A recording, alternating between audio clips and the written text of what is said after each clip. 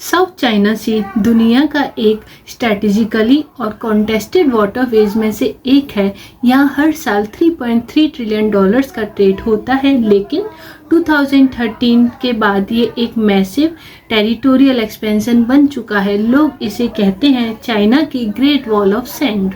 China ने south China सी का लगभग 90% हिस्सा अपने में बताया एक वैग्यू 9 डैश लाइन मैप के थ्रू, जो 1947 में बनाया गया है, लेकिन 2016 में परमानेंट कोर्ट ऑफ आर्बिट्रेशन ने इसे इलीगल इंटरनेशनल लॉ के थ्रू बताया, लेकिन चाइना ने इस वर्डिक्ट को पूरा इग्नोर कर दिया है।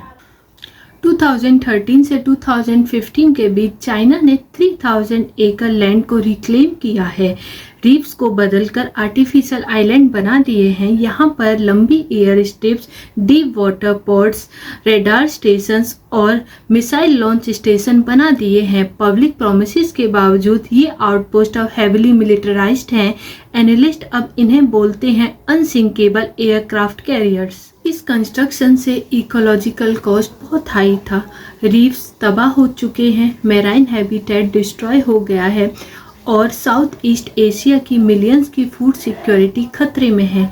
सेडिमेंट पॉल्यूशन ने वाटर की क्वालिटी को गिरा दिया है और फिश स्टॉक्स का लेवल बहुत कम हो चुका है। चाइना के एक्शन से नेबर्स वियतनाम, फिलीपींस, मलेशिया और ब्रुनाई बहुत अनईजी हो गए हैं। China economic pressure, trade threats और लोन्स का ज़्यादा यूज़ करता है ताकि उसके अपोजिशन में कोई कुछ ना कहे। आसियान की डिप्लोमेसी अभी चाइना के एक्सपेंशन को रोक नहीं पाई है। साउथ चाइना सी पर कंट्रोल मतलब कंट्रोल दुनिया की सबसे ज़्यादा शिपिंग लेन्स पर भी, और ये गैस, ऑयल और फिशिंग रिसोर्स को भी कंट्रोल करना चाहता है। ये इंटरनेशनल रूल बेस्ड ऑर्डर को डायरेक्ट चैलेंज भी करता है, इसीलिए डिफरेंट अलायंस जैसे ऑका स्क्वाड और नई यूएस फिलीपींस डिफेंस पैक्ट को और मजबूती मिल रही है। रिसेंट इंसिडेंट्स में शामिल है वाटर कैनन्स का यूज़, फिलीपीन शिप्स का रैम्प करना और एडवांस वेपन्स का डिप्लॉयमेंट। पड़ोसी देश अपनी मिलिट्री को मॉडर्नाइज कर रही हैं, जैसे मिलिट्री वेपन्स, सबमरीन्स और मैरीटाइम्स पेट्रोल्स को बढ़ाकर।